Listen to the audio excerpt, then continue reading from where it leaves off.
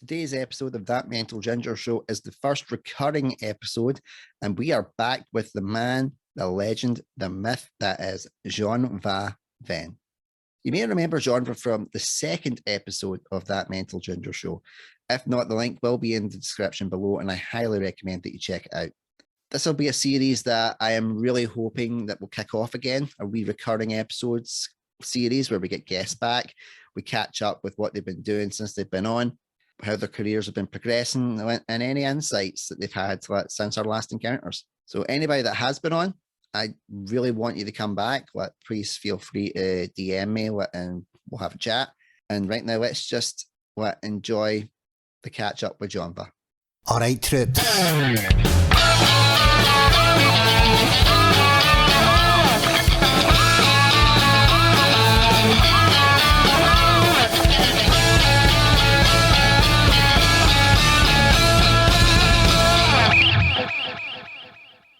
Jonva, I am so happy to see you, my friend. It has been too long since we've chatted, and I wanted to get you back for the first recurring episode since you were one of the first guests on the show. Also, to ask you, how do you think the show has gone since those early days when I got you on? Didn't have a clue what I was doing. Hey, man, Andrew, my brother, great to have me back. I mean, your show is like amazing, phenomenal. I love it. I've been following you, and I'm great stuff you're putting out there. And like I said, it was long overdue, and I'm so happy and proud of you, man. Oh, thank you so much, man. And the same with yourself. You've had a lot of stuff going on, and I want you to catch my faithful followers up with the legend that is Jonva. Tell us all, what have you been doing since we last spoke? Well, I've been doing a lot lately. I've been again working, mentoring, aspiring, young artists, creatives with my podcast show, which is called the Jonva, the Music Mentor Studio Music Cafe. So that's been, really a great platform to, again, shed light and showcase on young talent, because many times they don't have a place to kind of, share and show their talents. And I thought, you know what, it'd be a great idea to have a platform where we can see these youngsters, do their thing, and it's not only here in America, but all over the world. So that's one of my projects that I'm very passionate about. Mm-hmm. And also I have a collaboration EP, dropping out of the wonderful UK with our amazing, I call him Mr. UK. That's my buddy, Adam Wed. Wow. Amazing stuff. And the song is called Someday. So it'll be out on May 20th worldwide. So amazing stuff. Oh, fantastic. So is it going to be available on all the platforms, like your Spotify's, Apple Music, all that kind of stuff?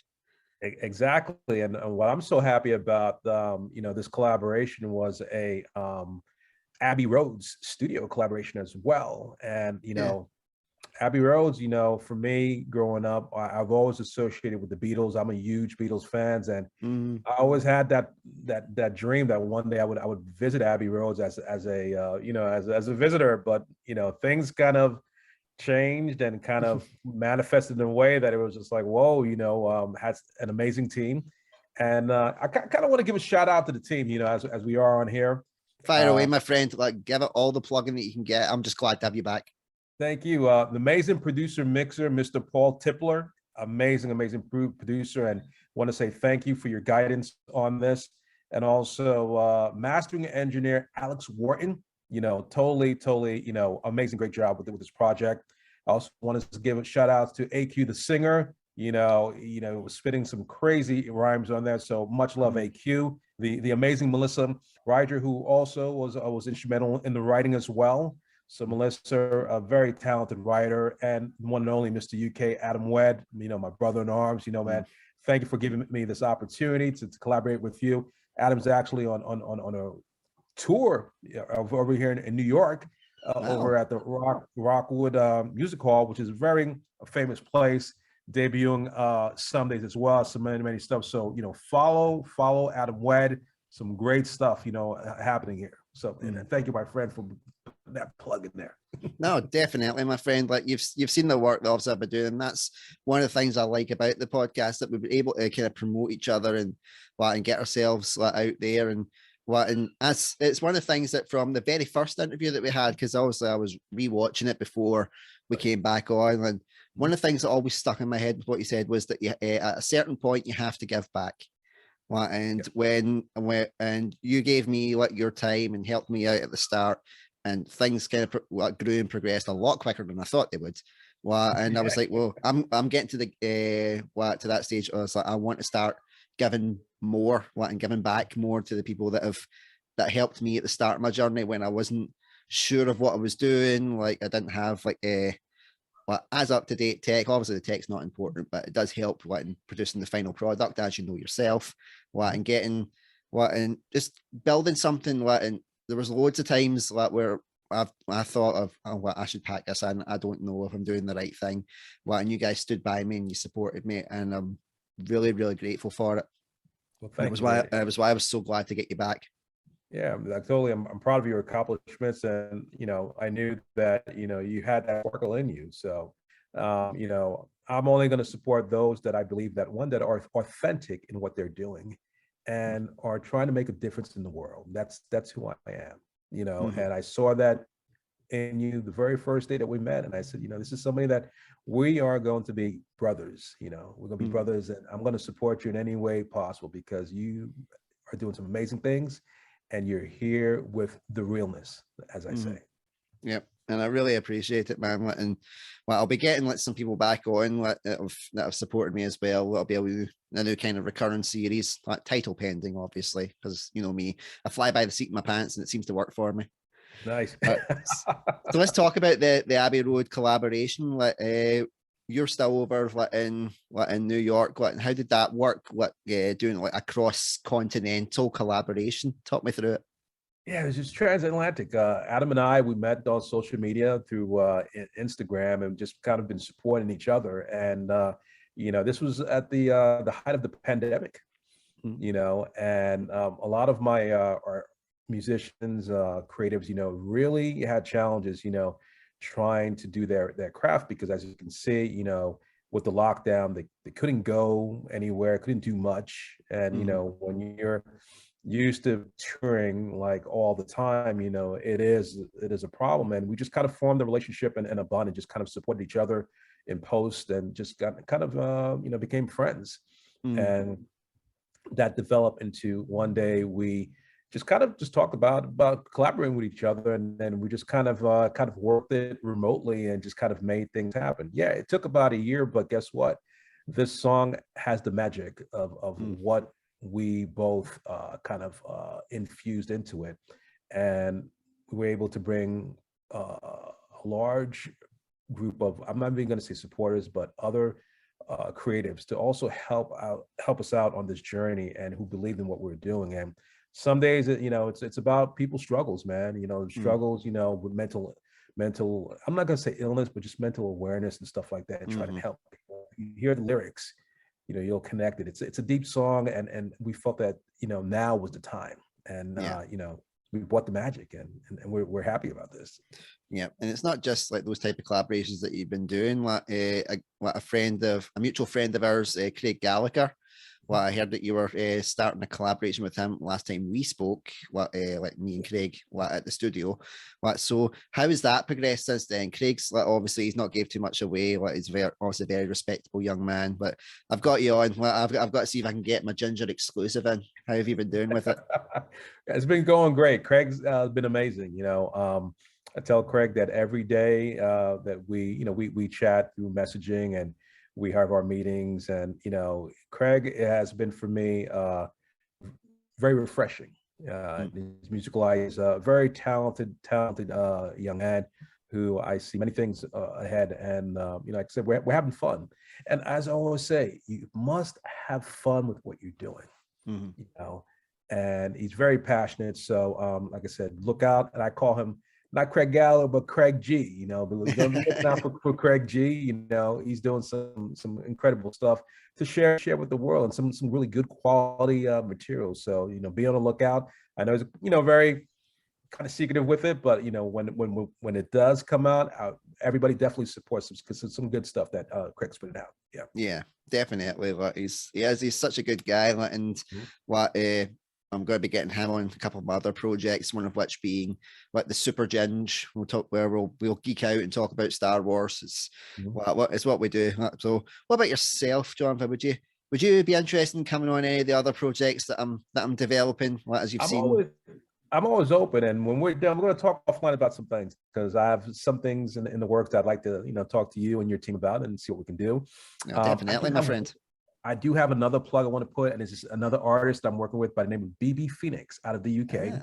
And actually, they'll be performing at some interesting event at Wembley.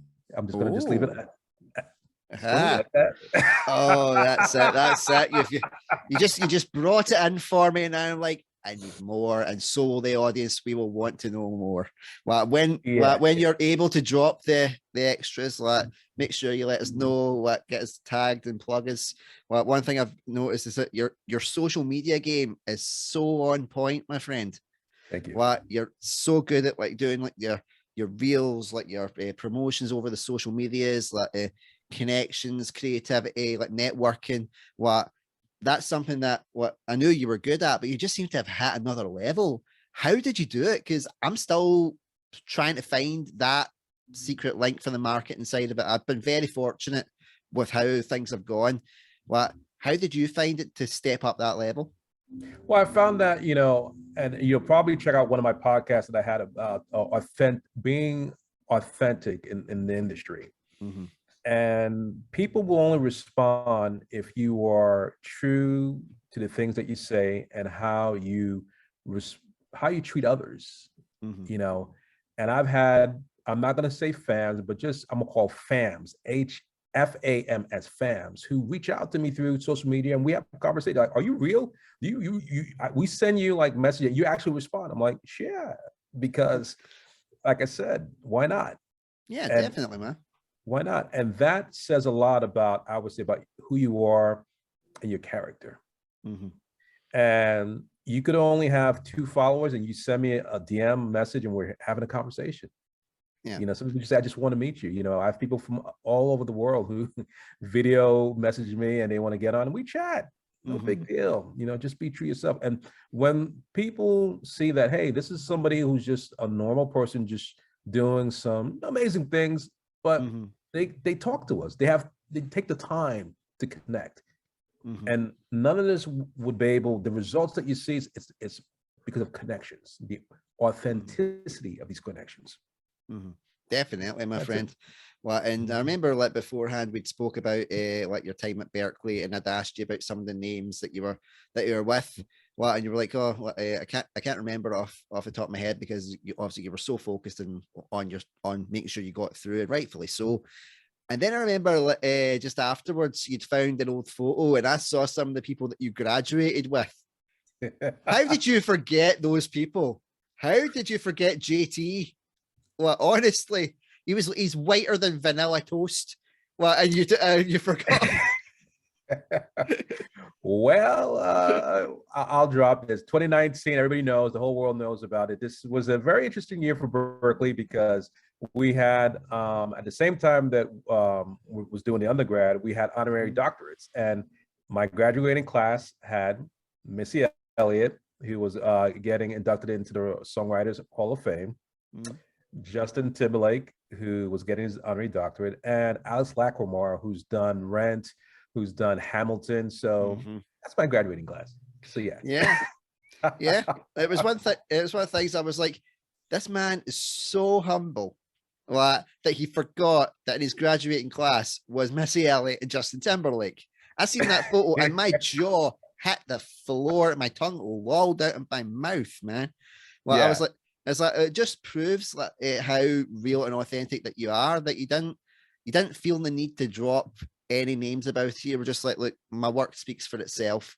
And then you were just like, oh, I found this photo from my graduate, and when I saw them behind, I was like, whoa. That was absolutely amazing, man. So Well, have you got anything else in the pipeline that you're planning on? Obviously, we're going to talk about some stuff off air. Well, I totally understand you don't want to like just put me on the spot with that. Well, I totally respect it. We're gonna talk about other stuff, but I'm gonna just say, let's really give the project some days all the support, because this is a song that we really, the time it couldn't be now with everything that everybody has gone through, globally. So it's all about all of us coming together. I do want to say one more plug to the Abbey Roads Studios team. You guys were amazing. Love you very much, for giving us this opportunity to do this song. And Adam Wen is a very, very amazing musician. Now, I will drop this. Adam and Ed Sheeran, they used to be bandmates. So there we go. The ginger link is right there.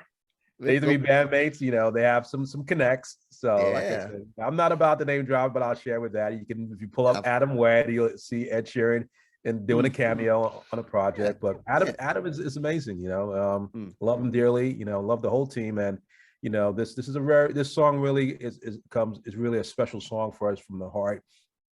And when I was part of the production and writing, I envisioned, I already had the vibe of what it should sound like. Like, Adam, check this out. And they went straight to pen with this, and they put his spin on it, and we bounced it back and forth. At the time, I did have my mentor, Sean Slade, who produced Radiohead. Yes. Listen to and he was like, he likes it. I'm like, oh, Sean likes it. Yeah, if Sean likes it, then it's good. I was really happy. Yeah. Anybody who knows Sean's work, Radiohead and other stuff. Yeah. Like, you dropped Radiohead. Like, it was definitely, we're like, okay, there we go. Like, it's something that I found interesting. It's like, what you're obviously a great mentor to people that are coming up. Like, it's one of the reasons like so many good people gravitate to you. It's why I gravitated to you as well. Like, and then yourself have got like your mentor and what Mr. Radiohead, as we'll just say. So for being a mentor to get a mentor, like, do you always find there is something else that that they'll maybe know that can rub off on you to inspire the next generation? Does he have a mentor that's been helping him to pass it down? Like, how does the chain work for mentoring? I think the chain work for mentoring, and it's you have to be true to what you're doing, and that is, you have to have the passion in your heart to want to help the next person to be successful. If you see some of my videos, I have showcase some talents that are totally amazing. Yeah, because obviously, like, I stalk basically everything that you do.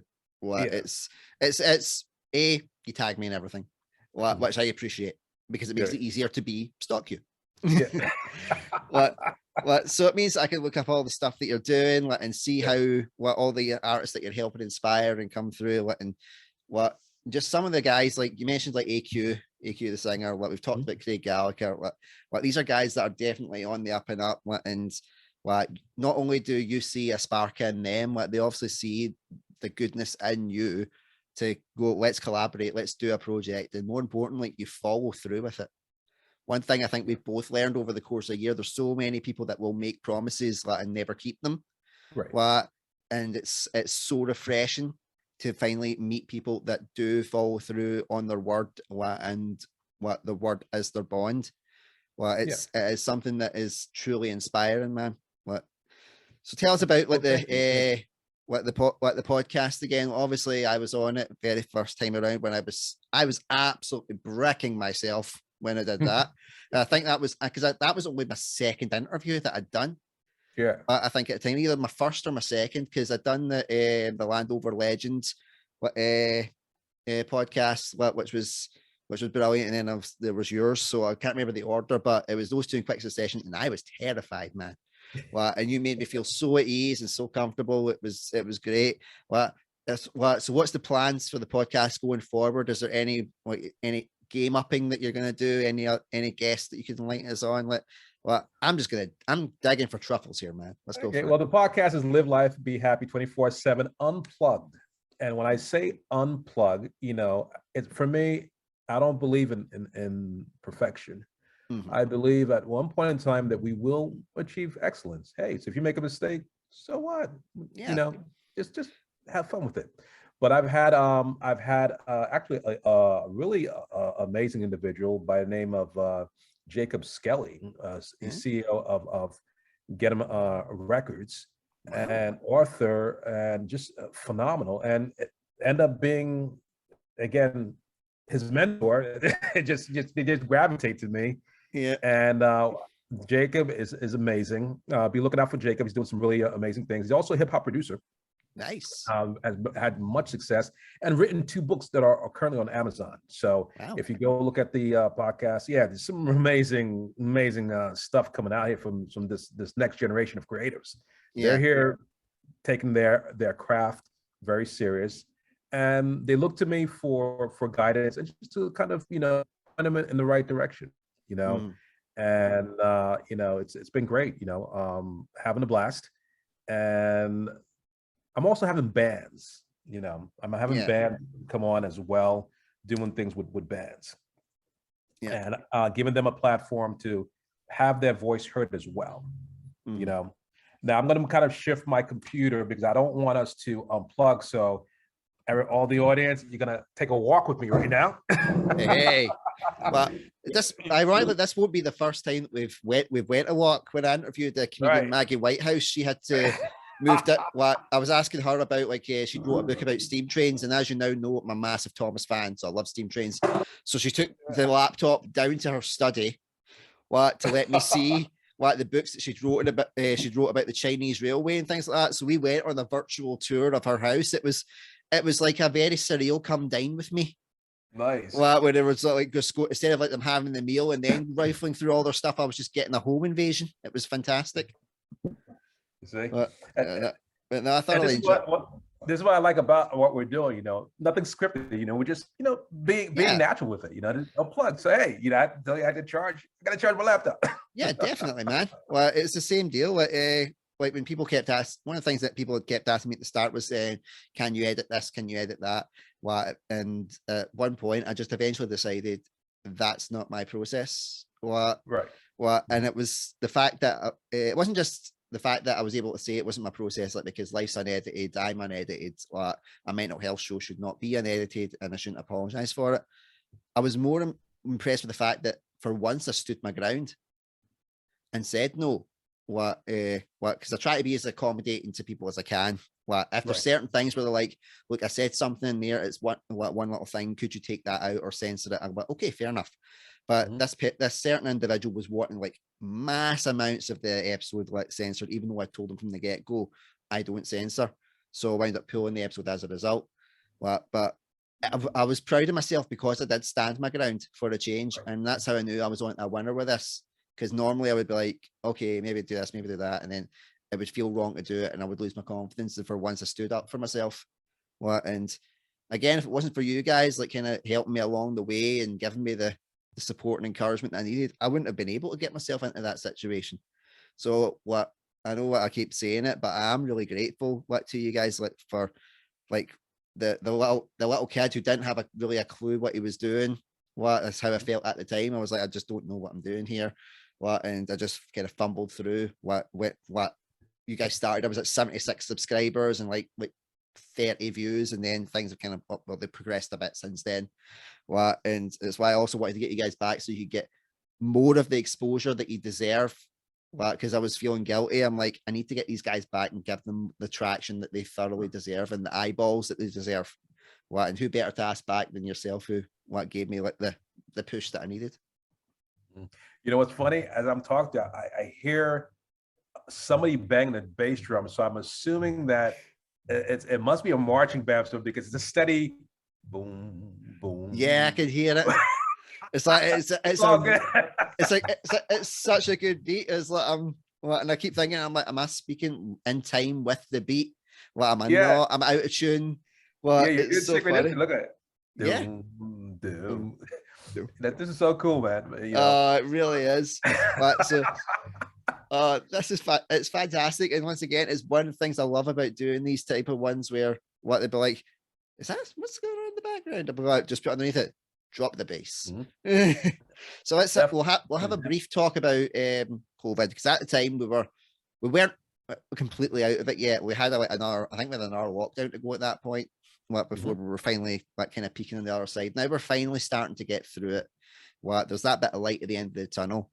How have you felt, like, kind of mentally, like, since, like, no, we're now able to kind of go out again? Has there been any kind of struggles that you've had? Because I noticed that, like, we've now been able to get told that you don't need to wear the masks anymore, but I'm still struggling with not taking my mask off. Not feeling as comfortable. So there's wee kind of psychological hurdles I've still got to jump. But so what about yourself? How have you found it since, like, we've been essentially let back out into the wild? Well, here's my motto on life, my friend. Yes, where it's needed for us to wear the mask, I would, follow the protocols and precautions. But I kind of live my life as, I've been on this planet and it's been good to me. So, you know, just live life and be attentive at everything and just don't be reckless, you Mhm. know, and we do things in moderation.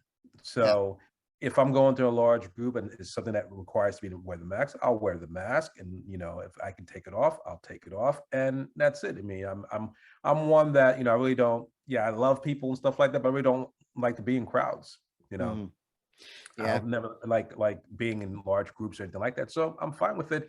And I just kind of live the life that's comfortable for me. So Yeah. like I said, and my family's the same way. We just, we do what's required, but we're not reckless, and Yeah. I think we all, as human beings, we all need to, own up to our actions and just not be reckless in the things that we do. Mhm. No, definitely. Well, and something that I found as well, when things were kind of starting to get back to this type of normality, I was just sitting like, I want to stay in. We're both on that kind of that thing. Like, for example, we see the sun, we scurry like crabs. Mhm. That was one of the lines that you dropped in when I was on your podcast, and I was Yeah. like, I'm keeping that line because that sums it up. We just scurry. We stick with what we know. We're respectful. Right. We're comfortable.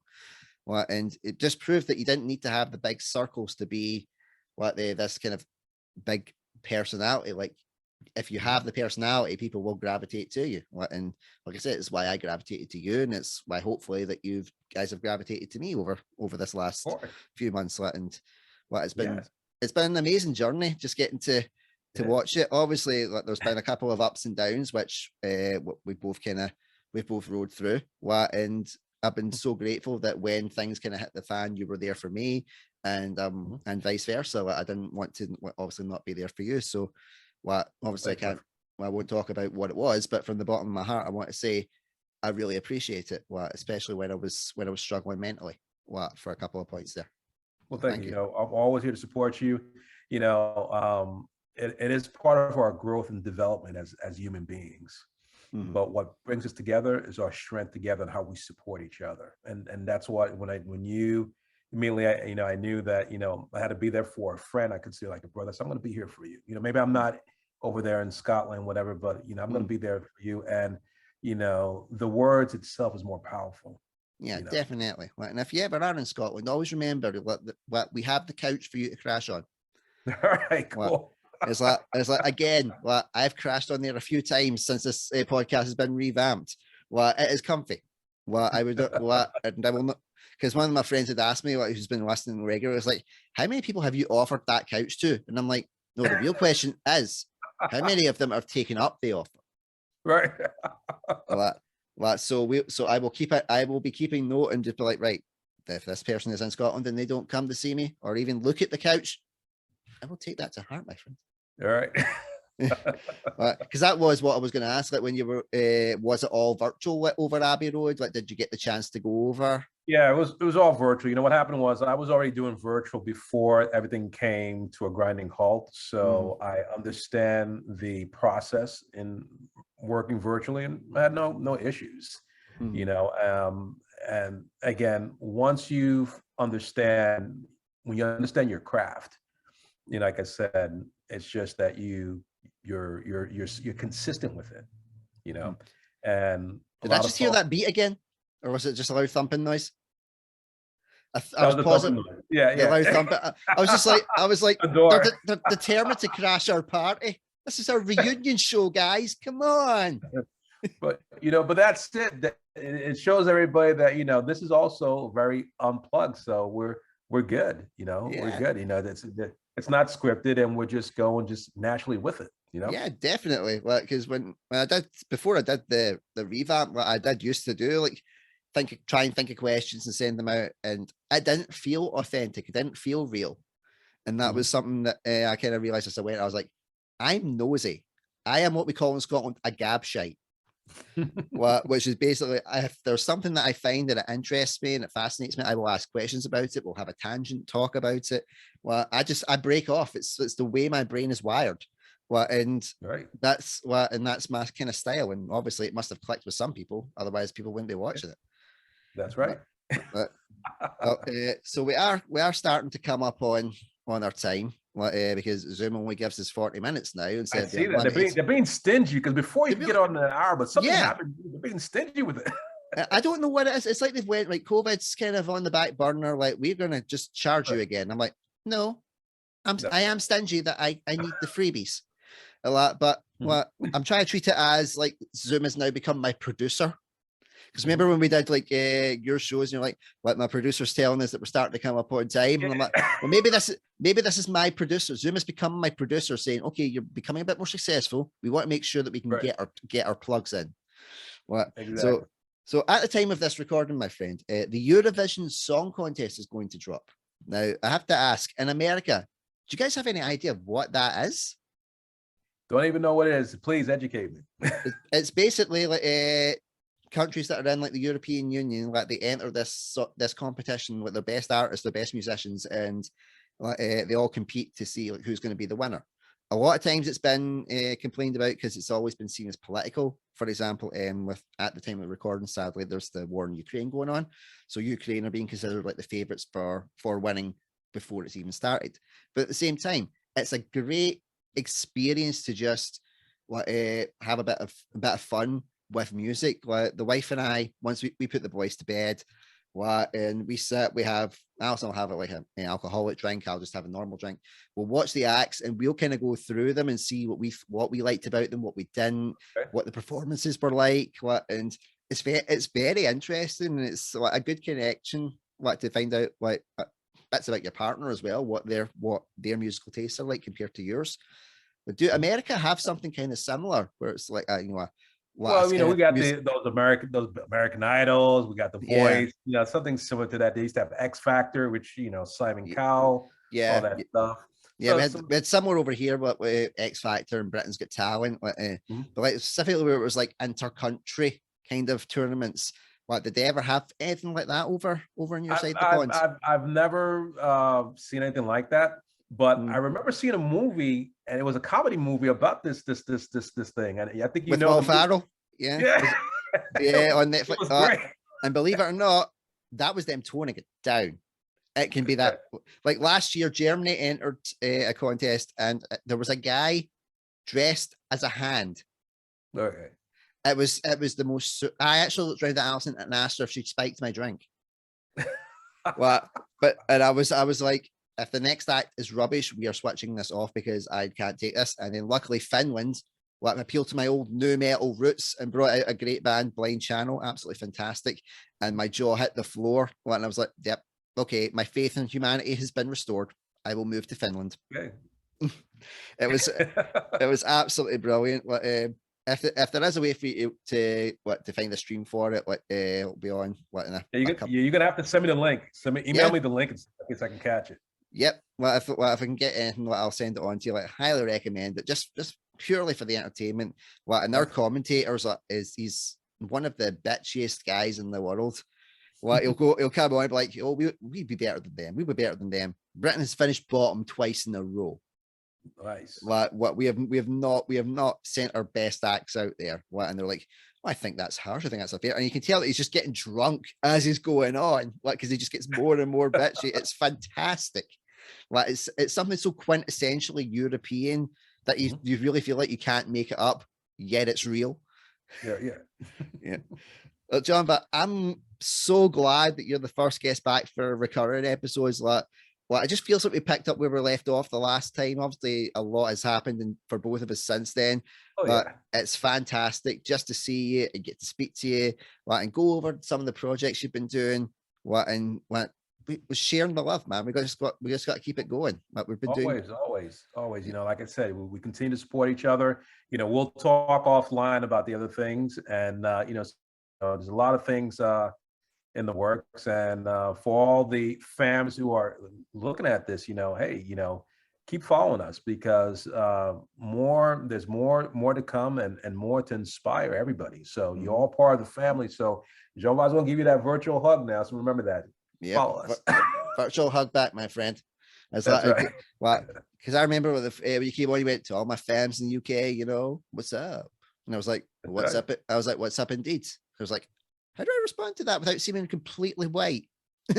I was like, and shalom to you, my good fellow. I had no clue what to say at the time. I was like, UK, Europe, you've been amazing, been wonderful to me. And like I said, you're my new family, like I said, but thank you for all the love, the support, Yeah, definitely. Letting to anybody that is watching, like, please follow Jonva. I'll be getting the links off him again. They'll be in the description below. If you want to watch his original interview, I'll put the link in the description below to get more insight into the man, the myth, the legend that is Jonva Ven, and how we gravitate to each other. Trust me, I'm not just blowing smoke up his ass. He's that good.